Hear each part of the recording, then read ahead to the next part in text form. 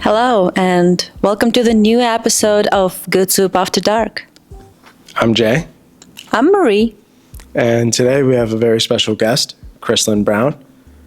And today's episode is pretty special too because it was the first episode that Marie got to host. And I just want to tell you before we start, I think you did a very good job, and I'm excited for the people to see. Thank you. Cheers. It was really special for me, not only because I was hosting this interview, but also because I interviewed my friend. And we're very excited for you to watch it. Make sure you like, comment, and subscribe. And don't forget about the bell. yes, click that notification bell to stay up to date with what we're doing. And Here we go. Good Soup After Dark.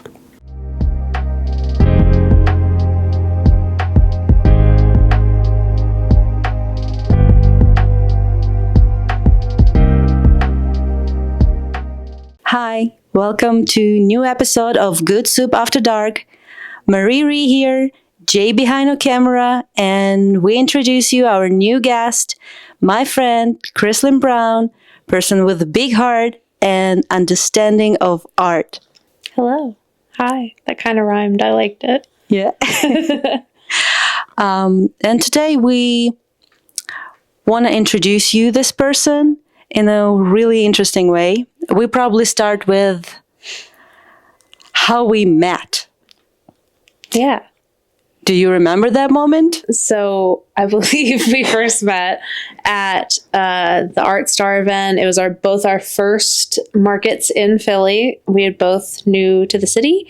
And it was like a torrential downpour that day. And I remember there was almost nobody there, but thankfully we were there. And we stuck it out, and it was really nice to meet you guys, and it was nice connecting. And then I think we kind of became friends more after we went to the music festival and both vended at the music festival together. Tell us about your art. So I currently, the main thing that I do is making polymer clay earrings. But I'm always kind of playing around with expanding and doing different things, just kind of where my wherever my heart desires. I don't have a lot of rules when it comes to the art that I make. I just like to kind of do what I'm interested in, and what it looks like now could look very different in 5 years. Who knows? But polymer clay is a very therapeutic medium because it is like working with your hands, and there's so many steps to it. So there's just a lot of variety in the stuff that I get to make. Very therapeutic for my brain too. It like helps me sort out through things. I can tell like if I have a lot of anxiety and I sit down and work on stuff, I will feel very different at the end of it. And like things are just better. So yeah, polymer clay, but I also kind of like painting. I love just like design and interior decorating. Painted this guy, like just kind of like making my environment also beautiful. And yeah, that's kind of what I like to do. How do you start your artistic journey? So I started my artist journey, say as a wee child back in the day. We'll get there. But actually like selling things happened in 2022. So I like made my first batch of polymer clay earrings after seeing maybe like a reel on Instagram, and I made them and they look very, very cute. I love looking back at the pictures just because it's kind of a trend sometimes. I don't know if this is in other art mediums too, but they'll do like before and now, and they compare their art, and that's probably like against the point, right? Like you're supposed to love yourself in all parts of your journey, but polymer clay, there is objectively like some wonky looking stuff, and I certainly started there. And I kind of realized that all of the materials I would need to do were accessible. So I experimented with it, and the results are very sweet to look back upon and admire the growth that I have achieved from all of the practice. But it took about a year on and off of working with the clay and like experimenting with different things before I finally was confident enough in what I was making to say, I want to sell this. Yeah. And then at that point, the one thing that was holding me up was what to call my business. And I was living in Baltimore at the time, and the neighborhood was Fells Point. And so I just decided to stop overthinking it and name it after my neighborhood, because Fells Point is what made me really actually fall in love with Baltimore. And it has a lot of character and charm, and lots of people around the East Coast do know it and like recognize it. Even people in Philadelphia will be like, oh, Fells, like Fells Point, Baltimore. And so like there's still that connection there. So I decided to like stop wasting time and just like do it. And I wanted to make sure that my name was broad and generic enough and like wasn't specific to clay or jewelry or anything that would like narrow me down, because I really like to make sure I'm not putting myself in a box. I think in lots of different ways in my life that can be true, but especially with art, like art is something that I do because it's fun and I love it. And it's healing for my brain. And it makes me happy. It's not something that I want to narrow down and be so specific. So I have a thing underneath my desk downstairs, and it's just full of like the most random assortment of stuff. And it's all like projects I'll get to eventually. So it's a lot of things that are like little home decor pieces and knickknacks that I want to like paint and remake in different ways. But yeah, I like painting and making things with my hands. And like I painted this, decorating my apartment all around here. Like I really love investing in my space and making it beautiful. I think that would be very cool to do professionally. It's like that was something I kind of wanted to do when I was younger, was decorate, but like do interior decorating and help people design their homes. And that's obviously not the route that I ended up going, but art has always kind of been something that I really loved and was drawn to. And unfortunately, it kind of didn't have a place in my life for a really long time. I took art classes in high school. And then after that, when I went to college, like there really wasn't any structured art time, and I wasn't making time for it. And so I kind of just lost it for a pretty long time since I graduated high school in 2013. So for almost 10 years, I like didn't really do much art at all. So it was really, really healing getting back to it a few years ago, and being able to like explore this new side of my identity again, and also meet people like you and lots of other people through it and expand my interests that way. Okay, you say you just start the work with the clay, just seen a reel in a Instagram. Now, when you do this professionally, where you find the inspiration for designs, for colors? Very good question. Random. So I like, it can be as traditional as like people I love on social media and follow making things that I think look really cool. And there's like different things I like about it, whether it's like a texture that I hadn't thought about or like color schemes or different, I don't know. I just really love looking at stuff other people make and draw inspiration from it. But then like I have painted a lot of walls in my new apartment. And like a few months ago, I was cleaning out the paint roller situation, and I found like a paint chip, and I was like, wow, these colors all look beautiful together, and they're from like 5 different rooms we've painted, and they're all just on this one thing. So like I liked that, so I made some earrings with that color. So yeah, I just really random stuff, and also just kind of going with the flow. And like mixing colors. I love mixing colors from scratch. Say, as an artist, do you like mixing colors? Is that a thing that you particularly enjoy? Yeah, it's probably the most funnest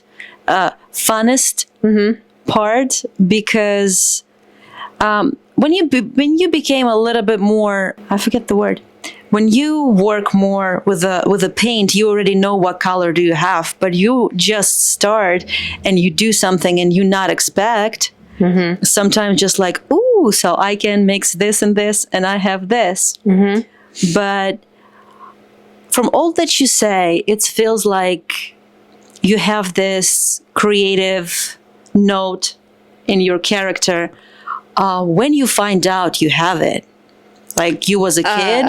Yeah, I guess when I was like, my earliest memories would probably be when I was like 4 or 5, and I would like draw behind the couch. I would peel I had like dolphin wallpaper halfway up my wall, and I would peel it down and like draw on it and then put it back up. And the garage, it's like, I think this is the most trouble I ever got in as a kid, because I didn't get in trouble, but I had asked my parents, because we did the thing on our garage wall where we outlined our bodies and we were going to trace them as we grew to see how we grow.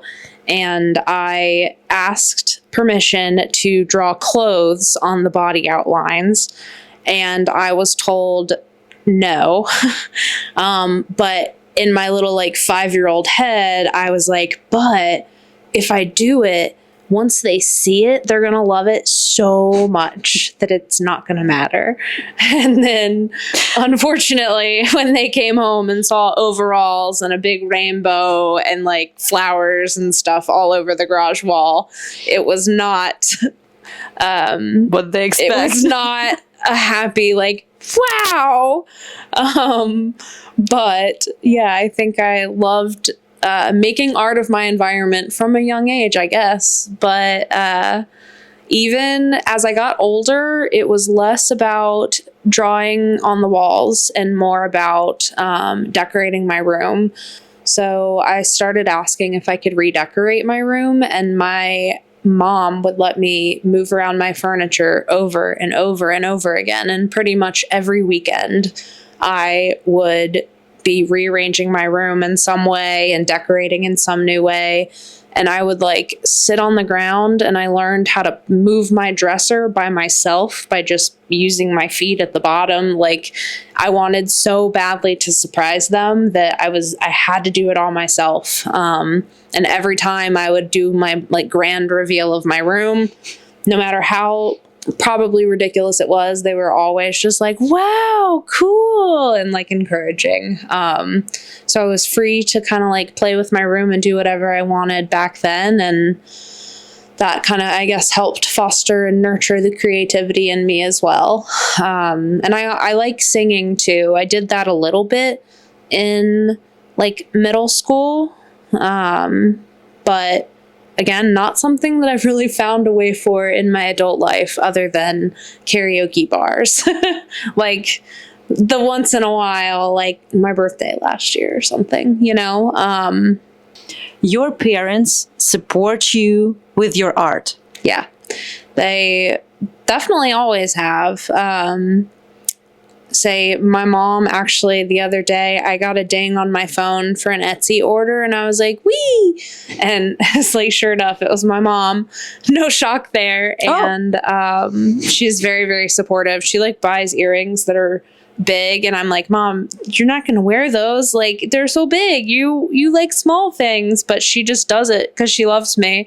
And my dad like even commissioned a piece from me last year to give my stepmom for Christmas. So my family not only as nice customers, but they're very supportive and encouraging, both my artistic journey and then also like what I did professionally. They just have always been really supportive at whatever was going to make me happy, I guess. You just talk about Etsy. You have an Etsy shop. Yes. You want to say where we can find your works and I hope buy some because Buy it's some. really cool stuff. Yeah. I bought these for myself today. I need to update my Etsy inventory. Hopefully no one snags them off my ears during this. But yeah, my Etsy shop is just Fells Handmade. And I have some of my stuff up right now, and it's hard. It's hard doing online shops and like uploading things, but say I finally have some pictures of things that I really love, and I kind of got that down. I was able to subscribe to a Patreon of a clay earring artist that I love, and she posted something about how she takes her earring photos, and I learned so much about that and then how she edits them. So I really appreciate artists that like share information and like help other people learn. And I find that Polymer Clay, like the Facebook group, has everybody just is constantly sharing ideas and like wanting to encourage other people learning things, and I think that's been really nice to see. I want to ask next question, how it happens that you so talented artistic person and you have such a complicated job. Share with us what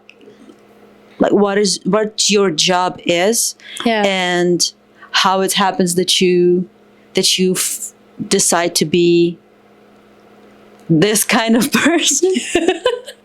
Yes.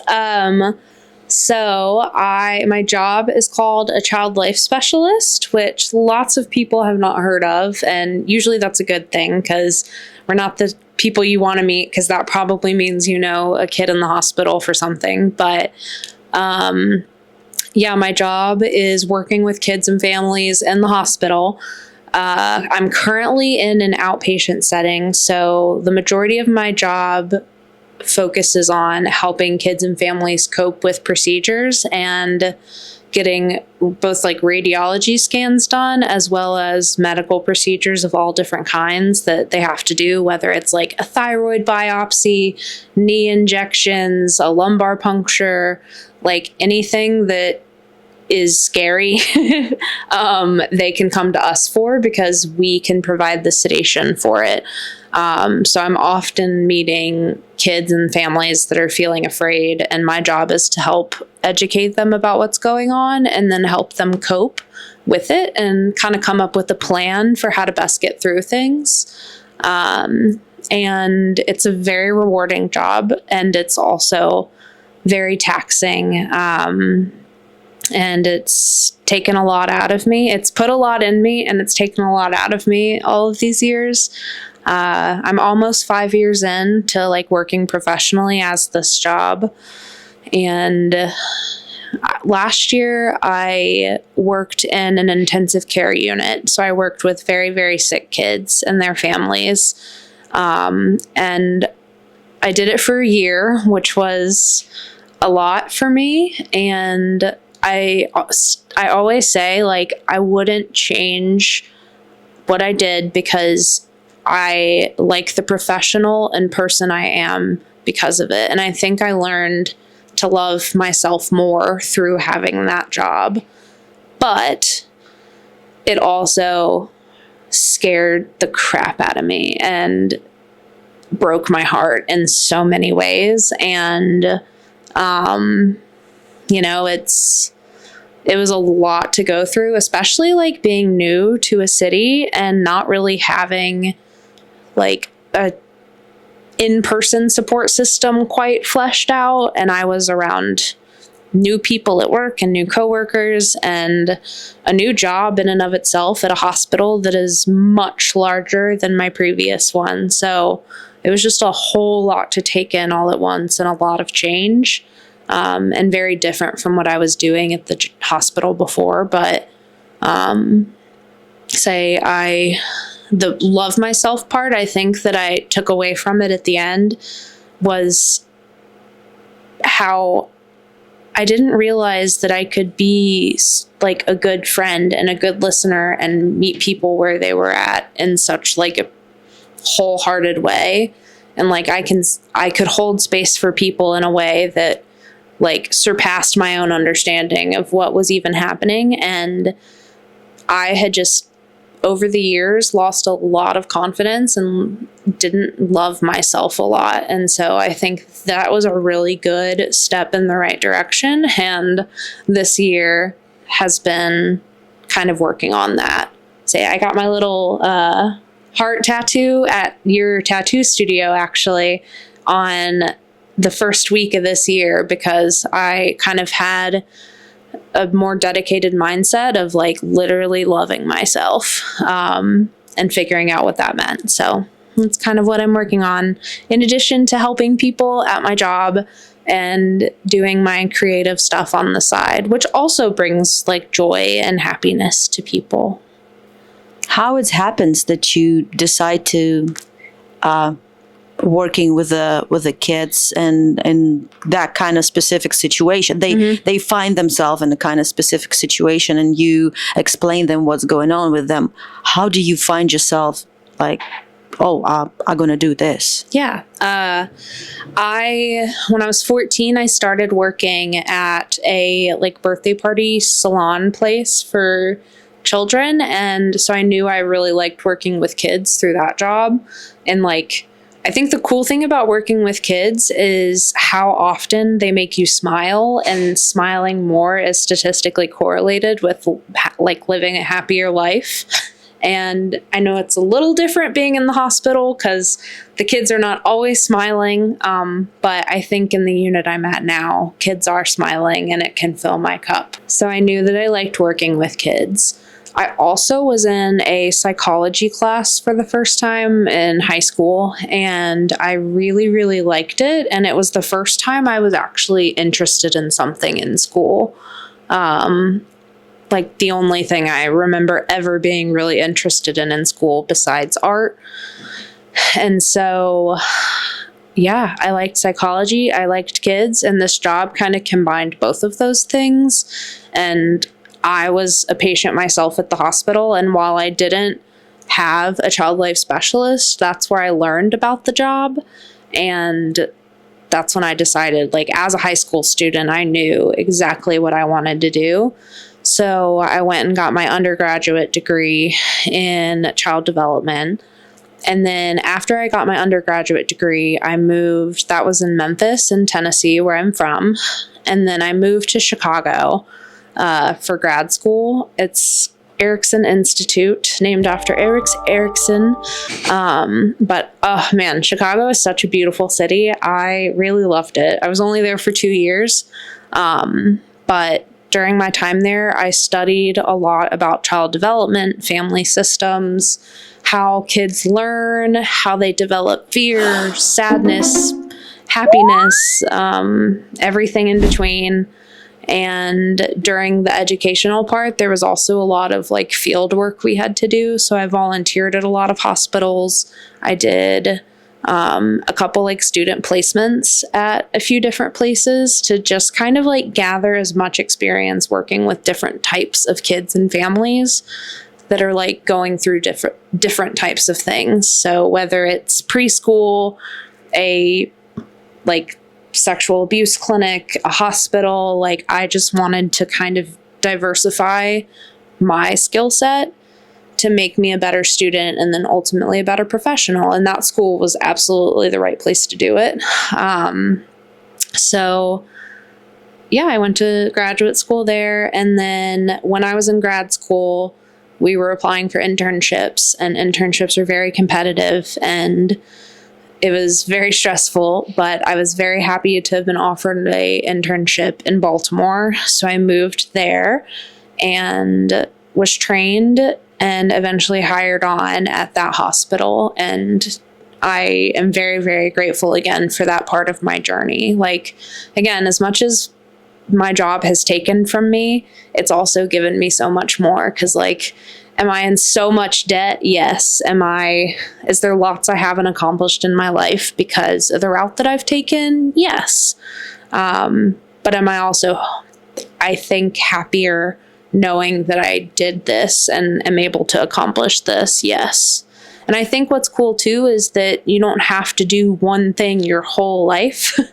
I feel like that is very like old-fashioned American thing, perhaps outside of America too, but just the expectation that you stick with something forever. And I don't know how long I'm going to be working in healthcare.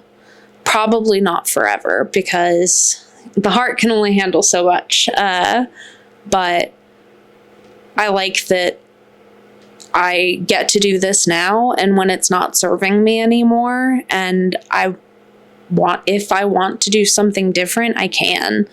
I have the flexibility, and I have transferable skill sets, and I hope that if I do something else, when I do something else, it would be closer to the art route, and being able to actually make more of a living, whether it's making and selling art or just working in like an artistic space in an art community. Like, I'm very open, just something that feels fulfilling and helps me scratch that itch too, because it's hard to make time to do art when it's not my full-time job. It takes a lot of energy to sit down and create when all I want to do is lay in bed and watch TV. I love laying in bed and watching TV so much. Say you do too? Laying in bed and watching TV is the best in the world. May I ask what I think might be a personal question? Yeah. But as you were talking about the origins of getting into the profession that you are, working with children in the hospital, and like, of course, we respect the sensitivity of your job, but if I can infer correctly, like you're dealing with like sick children and helping them cope with that sickness, whether good, bad, or indifferent. I heard you mention that you were once a patient yourself when you were talking about what drove you towards that profession and where you first came across it. Can you explain that?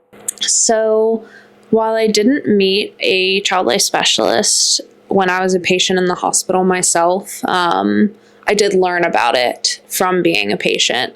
When I was 16, I was diagnosed with cancer, and I can tell my story because I think it's funny. But essentially, I wanted to go to a concert on a school night. I was really into like metal shows and going to rock concerts downtown. Every 16-year-old mother's dream. And I was begging to go to a concert, and my mom made me promise that if I went to the concert, I would go to school the next day because it was a school night. So I promised I'd go to school, went to the concert, and then the next day when I woke up, did not want to go to school. So I told her that I didn't feel well, and she was trying to call my bluff and was like, all right, if you don't feel well, I'm going to take you to the doctor. And so I kind of had to roll with it and go with it. So I went to the doctor, and it came up that I was positive on a pregnancy test. And that's how they caught the cancer, because the tumor emitted the pregnancy hormone.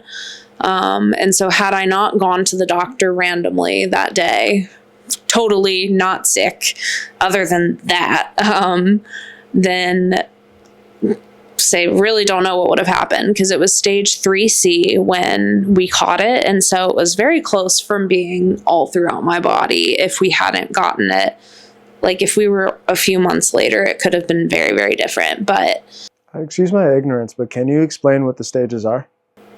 Yeah. So stage 1 cancer is isolated to one like specific thing. So it's like a tumor. Stage 2 is when it's spread to one thing next to it, I believe. Stage 3 is when it's spread to more than one thing and potentially infiltrated lymphatics. I don't know if that's only associated with stage 3, but it was in my lymph nodes as well. So I had to get my appendix taken out because my appendix was suspicious. So the appendix was taken out, and then my lymph nodes, some of them were taken out, in addition to my ovary that was blown up like a balloon at that point with the tumor inside of it. They took a picture of it. My surgeons did when they took it out. So it was cool to see. But it was a very big tumor because ovarian cancer, they call it a silent killer because it just kind of grows inside of you and you don't really know and often are not symptomatic. Retrospectively, I can see that I had some like shortness of breath and frequent urination and, different things there, but you don't pay attention. Nothing that was like, oh God, I got to go to the doctor. So it was just really lucky that I didn't want to go to school that day.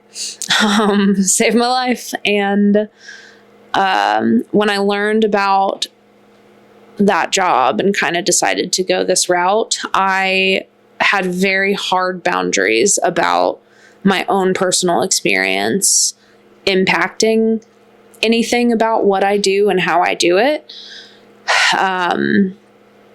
And I, like most people going through school, well, no, at some point my class, like it was relevant and we talked about it, but not only in my child life classes. Like I didn't talk about it in grad school. I didn't talk about it at the hospitals and the places I was volunteering because my story wasn't why I was doing it.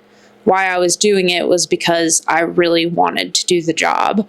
And then now that I've been doing it almost 5 years, I can absolutely see how sometimes it's called like countertransference when like your own emotional space is playing a role in how you're reacting and responding and treating. And because we're people, right? Like we're not textbook little cardboard cutouts of like what we're exactly supposed to be. And so I'll admit I've identified I have a soft spot for teen girls. Can't imagine why.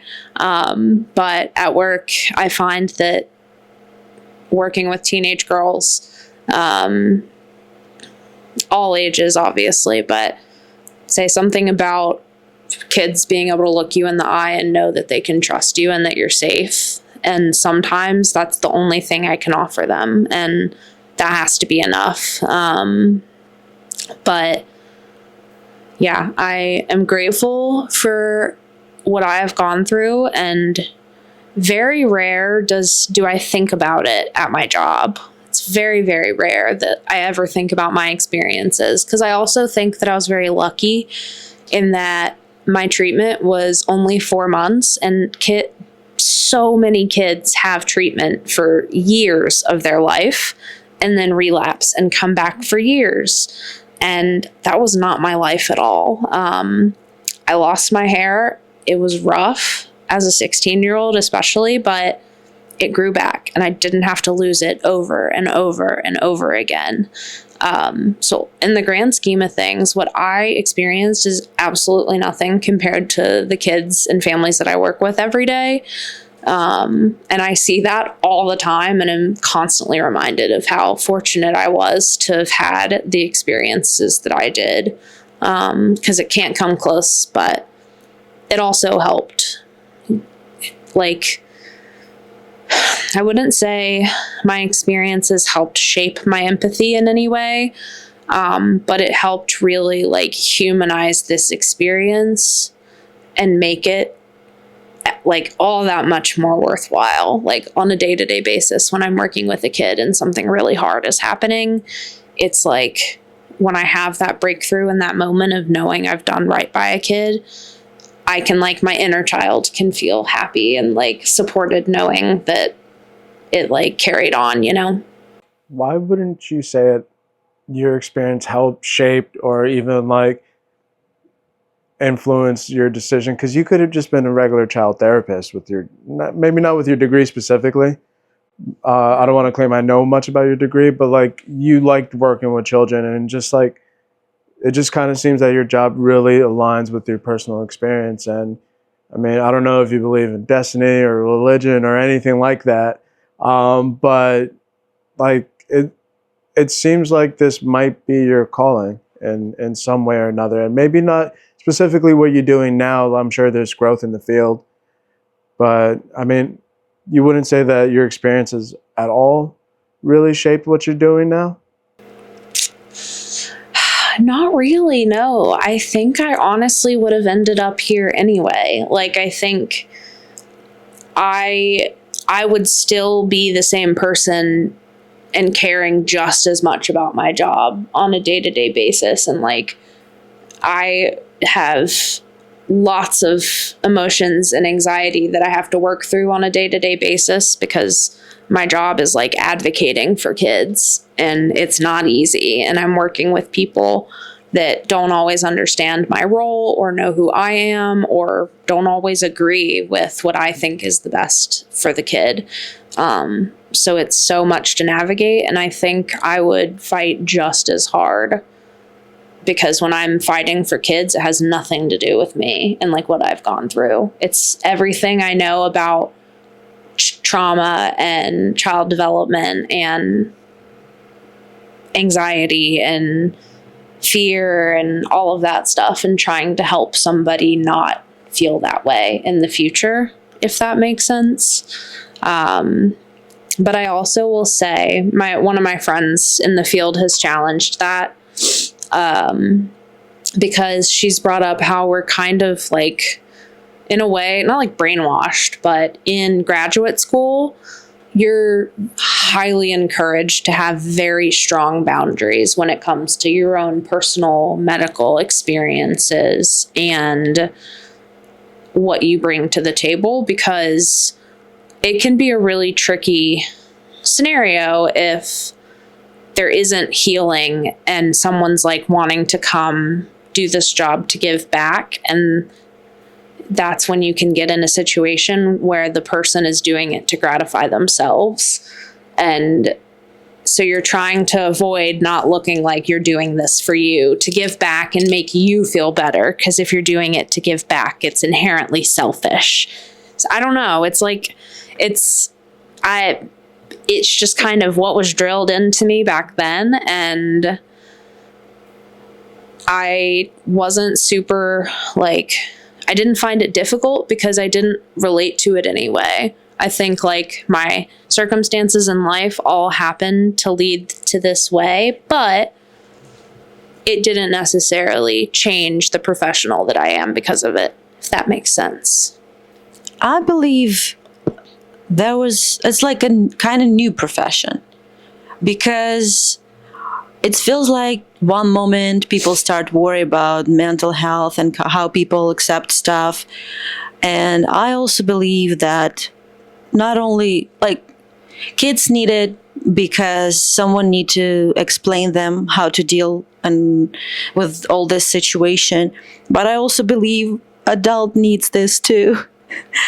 I never have any dramatic experience, painful or stuff. I have my appendix cut, but at that moment, I understand, like you said, and I really believe it happens with a reason. That you said, I just pretend that I'm sick, and my parents take me, and parents take it seriously. They can just say, hey, stop doing it. Just go to, they take you to the hospital. They check your health and they find it. So it's meant to be. They must be fined. I have kind of experienced different direction. So, if you mind, I will share. Yeah. So one day it was like after work, I come home, everything is fine, and I feel like a weird pain. It's not like really strong, and it's grow and grow and grow closer to the night. And one moment I understand I can't move at all. And first it's like, kind of funny, I can move. And when I don't move, it's not hurt. So it's like, wait, maybe it's just some cramp or something. And it became like scarier and scarier because it's funny first couple seconds, like, oh, I can't move, haha. It's funny, but it's not hurts, and it hurts. It hurt more and more, and it stopped being funny. And maybe because I never deal with any situations like this, with my body doesn't listen to me, and I was scared, and I called my mom because it's like closest person. I'm like, hey, the situation like this. I lay down on a couch, and I call you from a laptop because I can't stand up and go grab my phone. Something's wrong. And my mom just like, everything's fine. You probably eat something wrong. I come home later. Everything's good. And she's at work for like until like a deep night. And I'm just laid down and I can't move. And because I can't move and it hurts, when I move, it start like became more painful, and I don't move, and I just laying down and cry, not because it's hurt so much, but because I can't do anything with that. And my mom come home and she just like, oh, I buy you a pain relief and everything, and I'm like, I think we need to call ambulance. And ambulance comes like 10 minutes after, and all the pain goes away, and I'm just like, oh, I'm actually fine. And they just like, yeah, we see stuff like this. They just start like touching me, checking me, and they just like, okay, take your stuff, pack your stuff, and we go to the hospital. And I'm like, but I feel okay. It's not hurts anymore. And they take me to the hospital. In the end, the appendix is just like poof inside of me. So moment where it's like the tense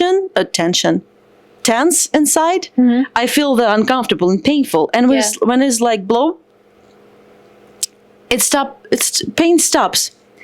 And my life was saved by my body, because my body figured it out. Because when an appendix is blow up, all this stuff what's inside goes in the blood. But my body make the miracle for me. I don't understand how it happens. It's detect this thing and start to build a bubble around it. So when it's blow up in this kind of a bubble around. So they just really carefully, because if I'm not die after like 10 minutes after it's blow up, probably like something hold it, all this mass inside. They cut it, they take it out, nothing goes to the blood, but I still like have I don't know how it's called, like it's something like take the stuff out. A drain. Yeah.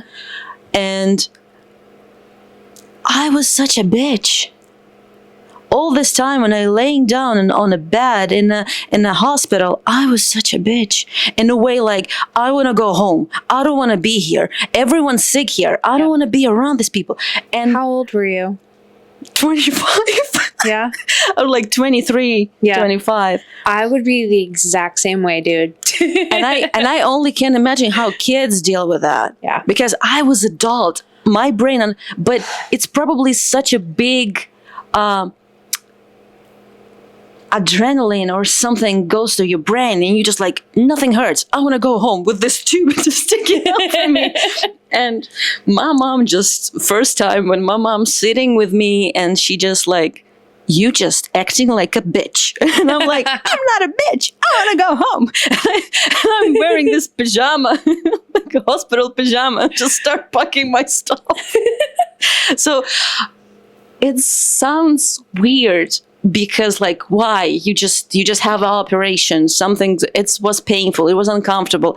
But how to deal with that, I think adult people need it too. I mean, kids definitely need it, because they take everything absolutely different. And can you imagine if, like, I think people like you right now teach kids how to deal with this traumatic experience. And when they grow up, they can talk with their kids if it's necessary. They can be prepared, because parents don't prepare. How do you explain to your kid, oh, you're going to have procedure? They put the huge needle in some space that is needle not necessary. Like getting something up your butt, something up your urethra, needles, like it's all the horrible things that can happen, right? Crazy. And I think, and I think because it's big part, all this mental preparation to something, can we go from here to psychology and your interest in it? And what do you do right now? How do you deal with working with the kids? You come home after this really complicated work, even if it's not anything crazy. You talk to kids how to deal with pain, with all this uncomfortable, and just being in the hospital. You need to deal with this too, especially if they do this first time. You come home, how do you relax? How you relieve all this work stuff? Yeah. I am very kind to myself and definitely prioritize what my energy needs. I think I have gotten like more introverted as I've gotten older and really love being a homebody. And so I definitely come home and relax. Netflix, like I was saying, is a really great way to just kind of like not think about anything of the day. Cause I think I guess my anxiety manifests in like replaying things from throughout the day and what maybe went well, or most often thinking about like what I didn't like or what didn't necessarily go well or something I said or did. And when I'm like watching a random show on Netflix, I do not think about that stuff. So it's a really good way to just like turn that off. I think something I work on in therapy is trying to be better about mindfulness and achieving that intentionally instead of having to always have something playing. Like the second I wake up, I turn on music. For a while when I was working in the ICU with the really sick children, I noticed that the music wasn't cutting it anymore. And in the morning, I would be thinking about all of my patients and everything I was going to have to do for the day. And it gave me so much anxiety because I think in that setting, I can't fix it. I can't put an end to your suffering as much as I want to. Whereas in an outpatient world, if you're afraid, that I might be able to help. Like I've gotten many children from crying to laughing.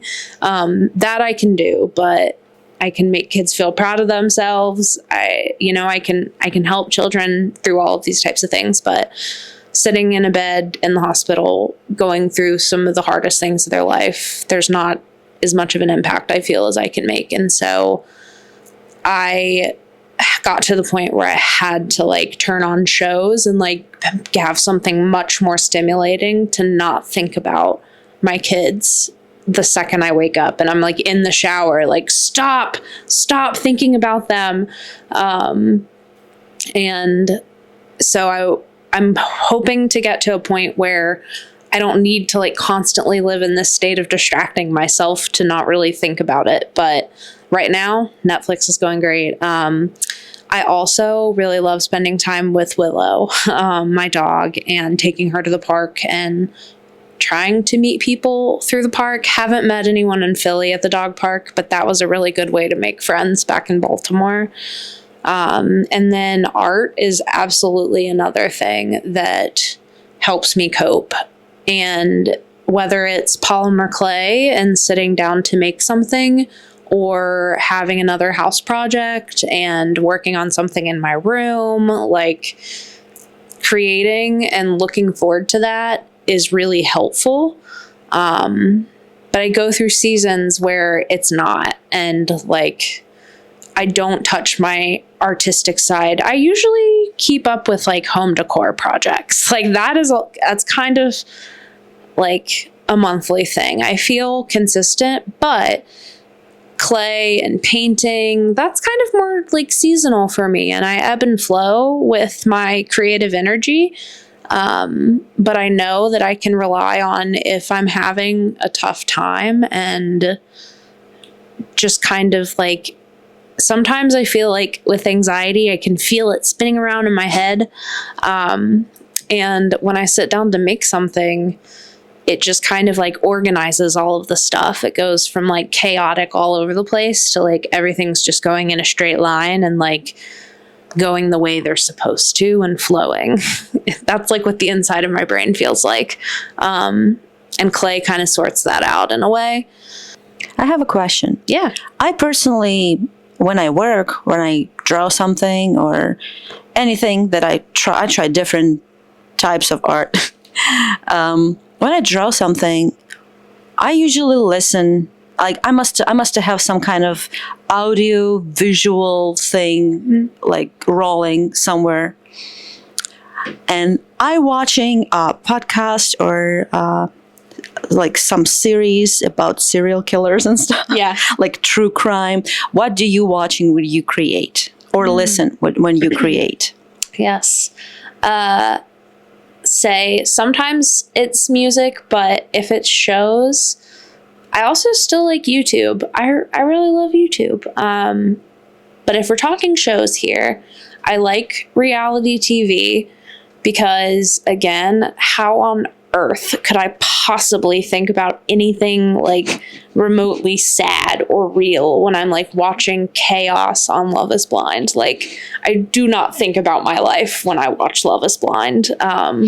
So I really love the dissociation that gives. But I also really love dramas and like mysteries and things that kind of keep me on the edge of my seat. And I'm like interested in what's happening. But I love like teenage dramas.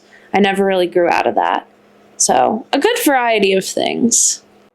I'm a bit into Gossip Girl, or I used to be. I very much enjoy Gossip Girl. I liked the teenage drama. That's great. Degrassi. Say there's so many. It's yeah. I was gonna say I'm a little jealous of you guys because I guess my artistic expression is making these videos, and I can't really get too absorbed in anything else. But like the 3 seconds I'm trying to edit in a moment, and anytime I try to distract myself with something, I'm on my phone for like an hour. So like I think it's kind of cool. You need like your focus the whole time. Unfortunately and fortunately, I think one way I get away with it is like lo-fi music, like lo-fi hip hop or like lo-fi jazz, like just like something with like no words or like anything to really focus on. What about snake jazz? Do you familiar with Rick and Morty? Yeah, I've never watched it. Oh yeah, it's really specific. If you like girls drama, you don't gonna like it. No, I don't watch any animated shows. I don't think. Mm-hmm. Yeah. What I plan to ask is, you for me appear as a really gentle, girly, like I call you, rich hippie, Baja style girl. And when I first heard your story, I'm just like, how strong this woman.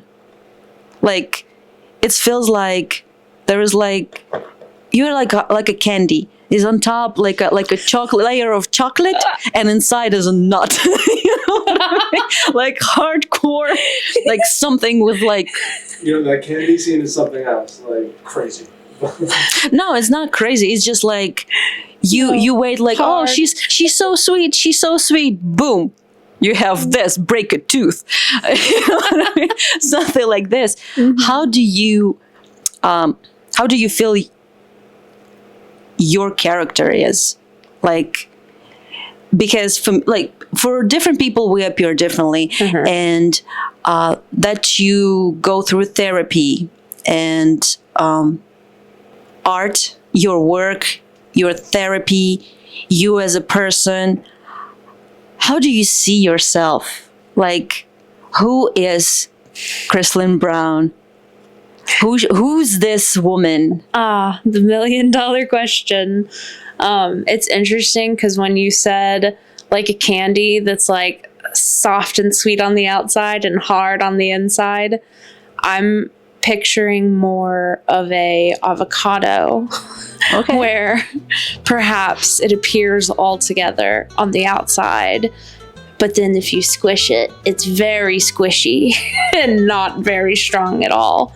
And maybe there's like a small pit in there. I think, like, I don't know. People give me a lot of credit for being strong, but like the last few years, I haven't felt strong at all. I've felt like very much just surviving and doing the best I can to like stay afloat and do life, you know? Like, it's living is hard and the world is a really, really hard place, and moving around a lot, I think, has been difficult. While it's helped me achieve what I've wanted to professionally, it's also made me feel isolated in a lot of ways. And I am constantly in the state of missing people and feeling like I need to catch up with people, and then feeling guilty about not having the emotional energy to catch up with people. And, you know, it just spirals from there. So when I think about who is Krislyn Brown, I'm definitely still figuring that out.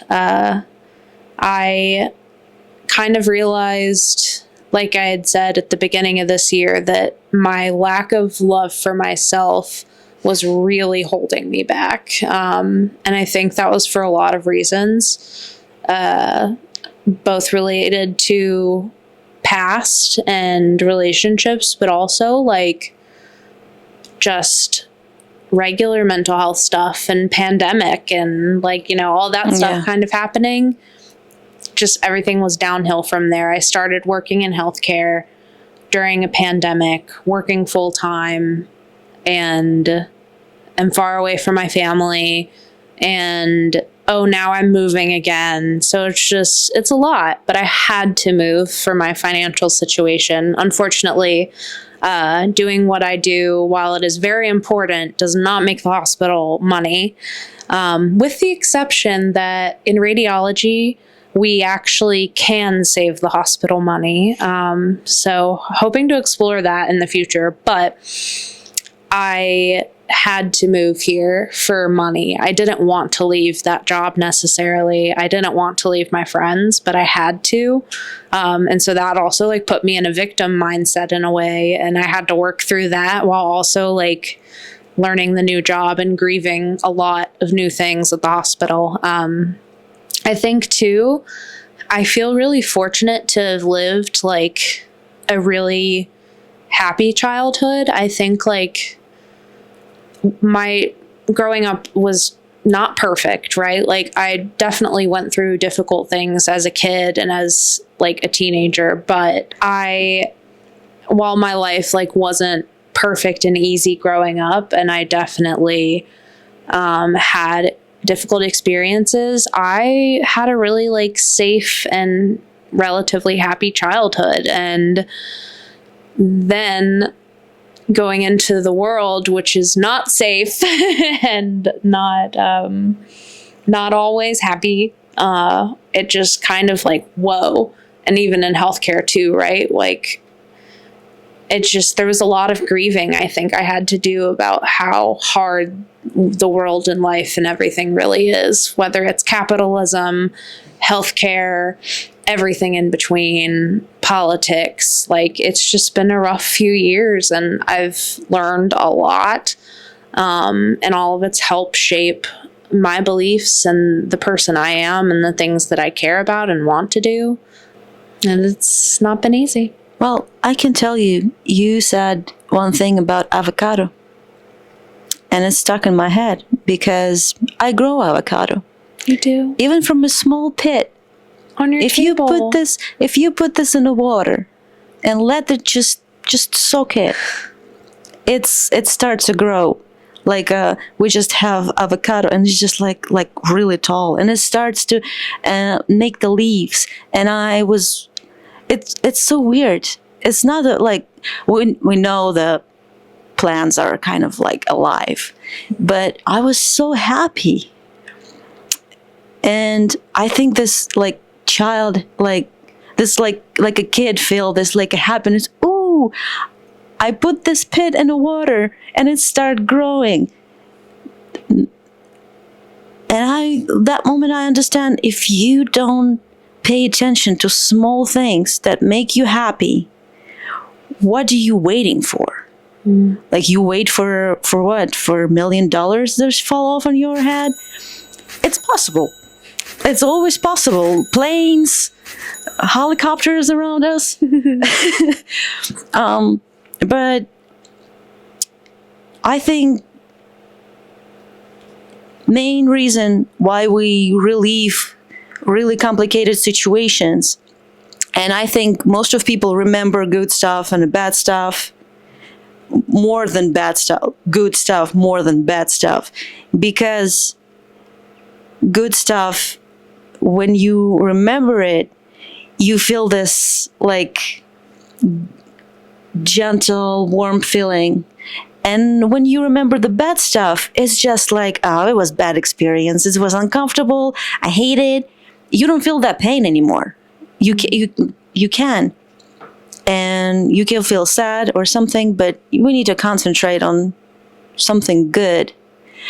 And we just in the middle of putting cameras on spots, we talk about give me 1 second. The word fly away from my head. The therapy. And you said the good thing, and I think we need to share this with the audience. I started to talk about that I want to go to therapy and I want to meet in person. Yeah. And you said you do online. Can you tell us about pros and cons of online therapy? Yeah. Pros and cons. I think pros of online therapy is the convenience of not having to leave your house and being comfortable in your own space. Some people like sit at a desk for therapy. I am a big fan, as we've discussed, love my bed. So I don't think there's ever been a therapy session in all these years that I've done where I have not been laying down in my bed, but I'll lay down in bed and be comfortable. And just being in my environment, not having to worry about getting there, getting back, parking, catching the bus. I love that part. It's also, I think, so I'm trying to think of other pros other than convenience. I don't know. I think cost the same? It does cost the same. Yep. Yeah. They bill the same, I believe. Maybe some places have like a facility fee, but my place I don't believe would. But I was worried that I wouldn't like doing virtual therapy as much as I liked in person, because I remember going in person in Chicago and really liking the self-care ritual of it, and like going and doing something for me every day. And it's kind of self care ritual. You lay down and you still working on your questions and mental health.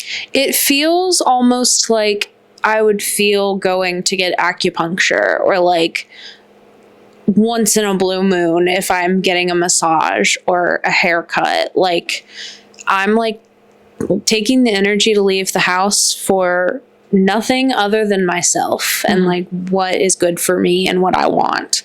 And that, I think, was a nice routine. And have a candy after. And a candy. My therapist didn't have candy. Con, it's bullshit. But I was worried I wouldn't get as much out of virtual therapy. And I think it was hard at first because I had to go through a few therapists. I had maybe 3 in Baltimore. I had 2 therapists back in Ukraine, and one of them make me feel, she wasn't bad, but she makes me feel kind of like uncomfortable to share stuff. Like, she's not judging me, she's not doing anything bad, but it's just not feel right. And I don't understand why. Do you have this understanding? Oh, that's not because you have kind of like background. No, because I've had therapists that I don't feel as comfortable talking with, and it has nothing to do with anything they've ever said or done. I think like some of my therapists, maybe them being a little bit older than me to a point that felt intimidating, maybe limited me from talking about things as openly. But I don't know.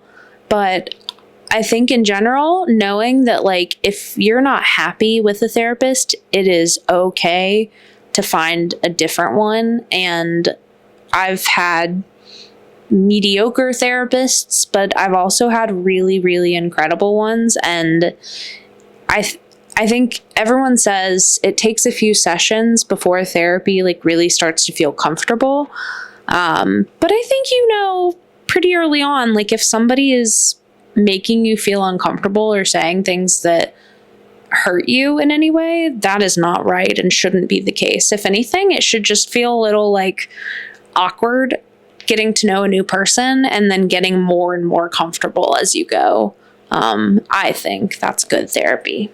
So guys, if you have your first therapist and you feel uncomfortable with him or with her, just move on. Go find another one. Don't waste your time. They don't gonna stand behind your window and look at you because you changed them. So you will not be the first person that has walked away from them. Okay. Okay, we're gonna close our conversation because we can talk forever. I think it's a really big topic, and we'd love to have you back as well. But before we sign off, maybe you can just talk to the camera real fast, tell people where to find you. Yes. You can find me on Instagram and Facebook, I guess, at Fells Handmade. And then I also have Etsy. Sometimes I do go on little breaks to kind of like update my inventory and do the things that I'm working on, but in general, you can find what I make on Etsy. You do commissions? Oh, yes. I love making custom things. This weekend, I'm working on like Christmas party earrings for my aunt. But I've made, like for Halloween, I made Britney Spears earrings, like the Oops, I Did It Again album cover. I made those for her. So I think my favorite thing about commissions is that they make me do something different and outside of my like regular wheelhouse and comfort zone. So yeah, hit me up. Say DMs on Instagram are always appreciated. All right. Yeah. I appreciate you guys. That's great. How are we going to... Picture time. Picture time. And we hope you enjoyed that episode. Maria, any thoughts? Yeah, I think it was great. We opened up lots of really important topics. We figured it out that not every time life is easy in a way to having business and do work. And sometimes people have really complicated and important work. And then on top of that, trying to like juggle the work-life balance and trying to figure, I know I struggle with that personally. I've said it a few episodes already that I've hosted. In real life, I'm a cable guy. And it's not at all like close to what Krislyn does, but I mean, it's physically exhausting work. And on top of that, a little bit mentally taxing too. So to be able to like handle that kind of gets a little overwhelming sometimes, but you know, if you listen to Krislyn's advice and like what she does, those are all very good recommendations. And if you are going through anything like, and you have the means to do so, yeah, please see a therapist and please take care of yourself. We want to add that little bit in there. So just actually hosting the interview mostly on your own. I think I only interjected a couple of times with my own questions, but just kind of taking lead of it and like guiding along the conversation. How'd you feel about that? I think it's really interesting experience for me, mostly because you let the person talk and let them say everything they think, and sometimes active listening, much better than active talking. That's what I understand during the interview. That probably good interviewer, it's interviewer who listen. Just let the person talk. Yeah, and I want to stress, like, this isn't Marie's first time interviewing anybody. It's just the first time of her hosting the podcast. Like with a lot of the previous work we've done, it's always us behind the camera, and we usually cut us out of the video, so you don't hear us asking the questions. It's just more about the person that we're interviewing. But I think you did a really good job, and I think you should do more episodes. Well, yeah, I hope. I like to do this, and I hope to do in the future more interviews, because we have a lot of interesting people, and I want to listen their stories, asking questions, learn more about them. And it's a little bit stressful to be in front of the camera, but I think it's a good exercise for me in language, in being in front of a camera, and in general talking with the people. And if you're interested yourself in being a part of our show and you want to get interviewed by either Marie, myself, or even the both of us, we'll leave you our contact information in the description below, along with a few other links for Krislyn's work, her Instagram profile, and just other ways to get in contact with all of us. This has been a really cool adventure so far, and we actually have a few more interviews lined up already. We've recorded a couple. Hannah Johnson and B-Roy from Trifecta Music. We're actually slated to interview White Tiger Loverboy tomorrow night, and that episode is going to come out in a couple of weeks. And he's got a very exciting project to announce. And just like we said, if you have anything that you want to like promote, or just a story that you want to share, or just want to join in this exercise that we're doing to become better interviewers ourselves, just let us know, hit us up, and share your story with us. Yeah, we're open to listen to you, and open to talk to you about your story, about your business, your art. So let us know, and all links down below. And if you don't know who's our mascot, so this is a good time to introduce him. Introduce you a Garrick Bull Terrier, British English Bull Terrier. Yes, he's an English Bull Terrier who hails from the country of Ukraine. He responds to both English and Russian commands. But by respond, I don't mean he necessarily doesn't, but he looks at you like you're talking. So, no, he's a good boy. Yeah, right. Can I have a kiss? Kiss me. This is normal. This is love. And he likes soups. And vegetables. And vegetables. Carrots, really good. But just as Marie said, he's our mascot. You'll see him in our symbols for Good Soup Productions and for Good Soup After Dark. He does not wear nightcaps in real life. I don't think the shape of his head allows for it. But I think he's never mind if there is a nightcap for him exist. Stay tuned and see you in the next episode. Bye!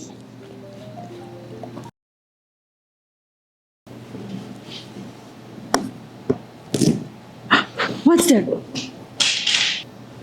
You don't need help. Come on.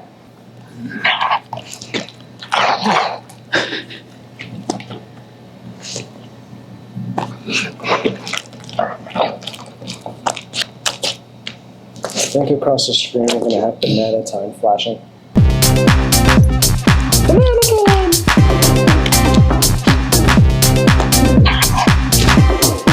Good job, Blake. Bye!